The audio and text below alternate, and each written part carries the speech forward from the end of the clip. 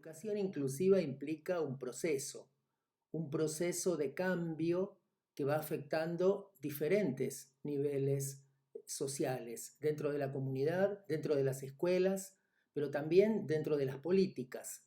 Por eso los documentos internacionales hablan de prácticas inclusivas, pero también de culturas inclusivas y de políticas inclusivas. Es decir, que hay que pensar en sistemas más micro, pero también en sistemas más macro. Seríamos muy ingenuos si pensáramos en la inclusión en mi escuela o en la escuela de mi hijo o mi hija sin entender la importancia que tienen las políticas públicas, las políticas educativas inclusivas. Eso por un lado. Por otro lado, la educación inclusiva se enmarca en un cambio importante, que es un cambio de paradigma vinculado con los modelos sociales relacionados con la discapacidad. Es decir, descentrarnos de lo individual, descentrarnos del reduccionismo que muchas veces se ha hecho al sujeto o incluso el reduccionismo a etiquetas diagnósticas para centrarnos en la persona y su contexto. Es decir, poder plantear el tema del contexto en el marco de la inclusión implica poder plantear la transformación de la organización de la escuela, las formas de evaluar, las formas de enseñar, las formas de habitar la escuela. No pedirle todo el esfuerzo a la persona, no pedirle todo el esfuerzo a la familia, sino que es necesario plantear un cambio y a veces un cambio bastante radical desde las propias estructuras educativas. De eso se trata la inclusión. Y también, digamos, esa es una diferencia importante para distinguir inclusión de integración. Fíjense que una cuestión clave es que ese contexto tiene que ser el aula. El aula debería ser, el aula, cuando digo el aula me refiero al grupo clase. El aula, el grupo clase deberían ser el contexto privilegiado para esa inclusión. Aquí hay algunas discusiones, algunos debates vinculados a la universalización y la individualización. Podríamos pensarlo, para no plantearlo como términos todo o nada o categorías rígidas, podríamos pensarlo como si fuera un continuo, ¿no? Lo individual y lo universal. Y en realidad, en la actualidad, se produce una cuestión interesante, algo en lo que reflexiona el pedagogo francés Philippe Mérieux, y es que hay que tener muchísimo cuidado porque probablemente se ha hecho tanto énfasis en la individualización que se ha terminado proponiendo al niño en la escuela con un cuidador o un maestro de apoyo o una maestra de apoyo en la inclusión o una maestra integradora o como se le llame, pero con una función algo sesgada en relación a la actividad con el propio niño, como si esa maestra fuera la maestra del niño y no la maestra del aula, siendo la maestra del niño. Es decir, nos encontramos con situaciones donde la maestra del aula o el maestro del aula le habla a la integradora o a la maestra de apoyo como si la maestra de apoyo fuera una especie de intérprete o traductora,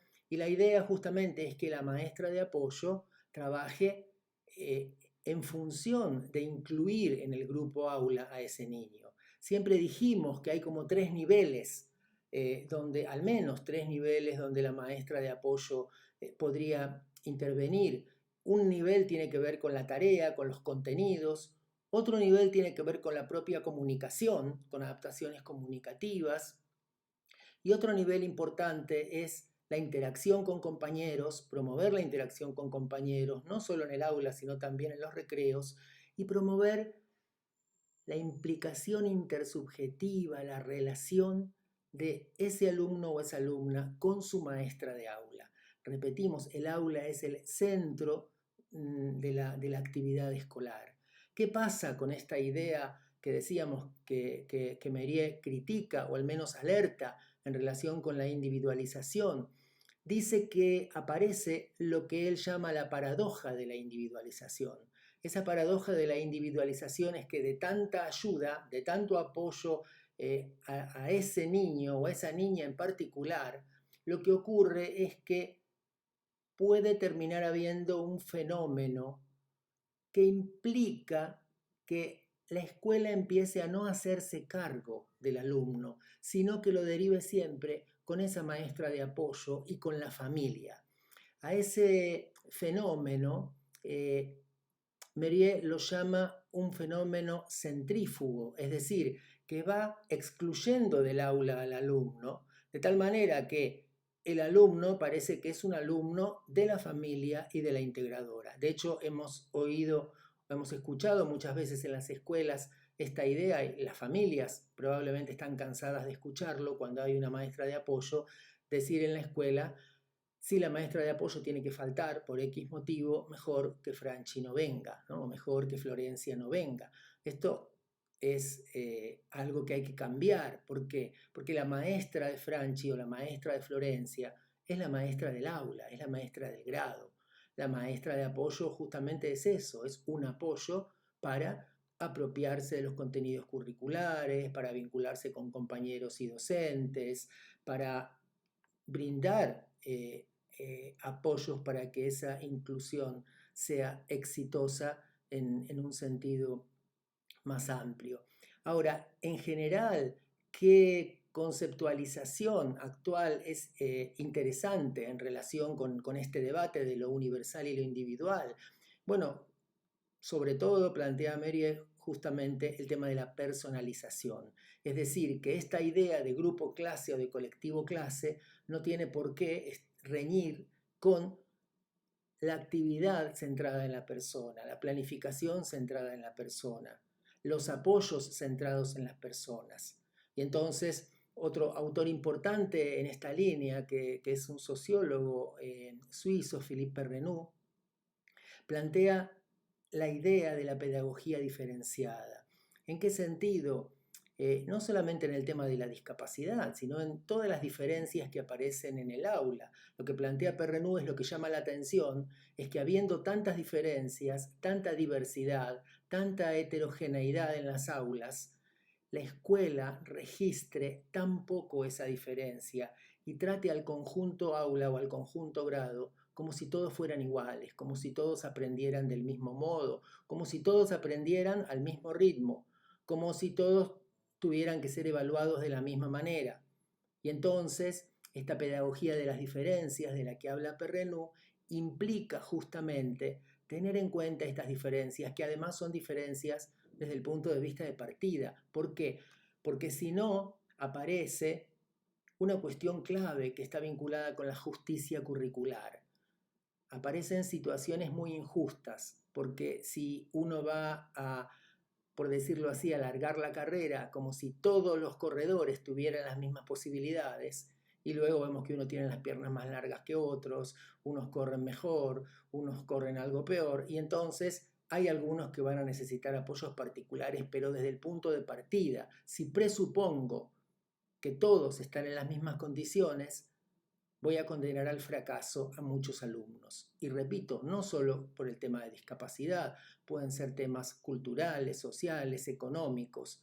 Es decir, que esa diferencia que ya hay desde el punto de salida es algo que la escuela tiene que tener en cuenta para trabajar justamente con la diversidad. Y con la diversidad como una forma, como una oportunidad de aprender, como una oportunidad de reconocer justamente que implica una riqueza y no tender a la homogeneización, no tender a esa especie de ilusión, porque no deja de ser una ilusión, de que todos los pibes son iguales, de que todos aprenden de la misma manera, etcétera, etcétera.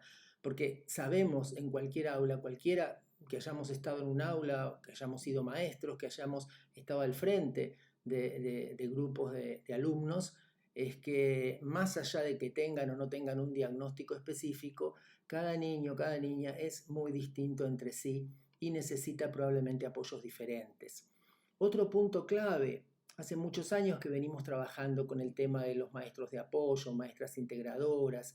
En algunos países de Latinoamérica las llaman maestras sombras o shadow teacher directamente en inglés. Y es muy importante tener en cuenta que tenemos que repensar para el contexto de la escuela diferentes formatos de apoyo. No se puede agotar el apoyo en una persona individual o un asistente individual, sino que tenemos que buscar, pensando de acá al futuro, en términos sociales, en términos educativos y probablemente también en términos de políticas educativas en relación con la propia economía del sistema, que hay diferentes formatos, como hay diferentes formatos en el mundo, como parejas pedagógicas, como maestros de apoyo, que son maestros de apoyo volante, es decir, dependiendo también de los niveles de apoyo que cada alumno va a necesitar, pero pensarlo no ya en relación con una persona en particular, sino con sistemas de ayuda. Y esos sistemas de ayuda tienen que tener las características de andamiaje.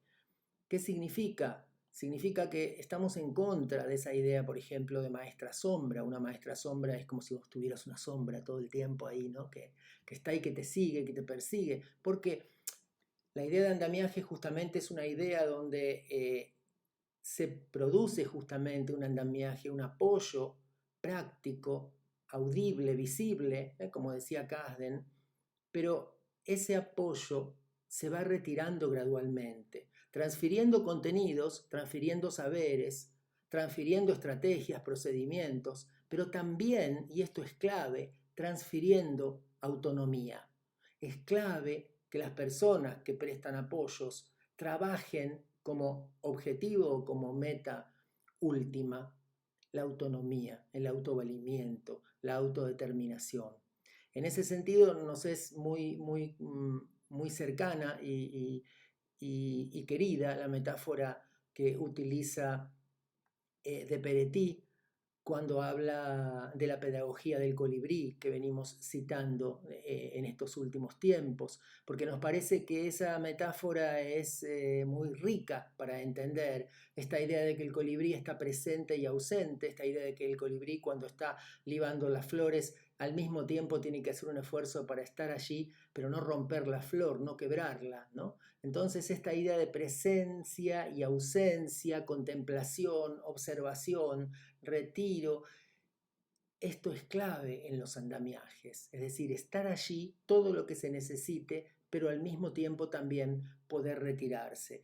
Y la idea es que en esa transferencia vaya ganando cada vez más lugar el maestro de clase, compañeros, buscar a compañeros más cercanos también para esa actividad. Hay distintos programas en esa línea, cada vez hay más programas y más interesantes que trabajan el tema de los recreos, porque es fundamental justamente entender ese tema de los recreos en relación con situaciones en las que hay que promover la inclusión y además situaciones muchas veces privilegiadas para promover esa inclusión, porque implican contextos algo más distendidos, más libres, en los que se puede caminar o correr, en los que se puede interactuar con las personas de otras maneras.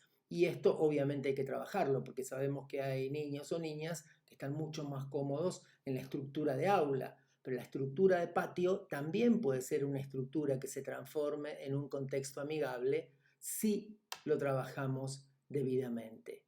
Así que es un gran desafío, es un proceso, es una construcción cotidiana el tema de la inclusión.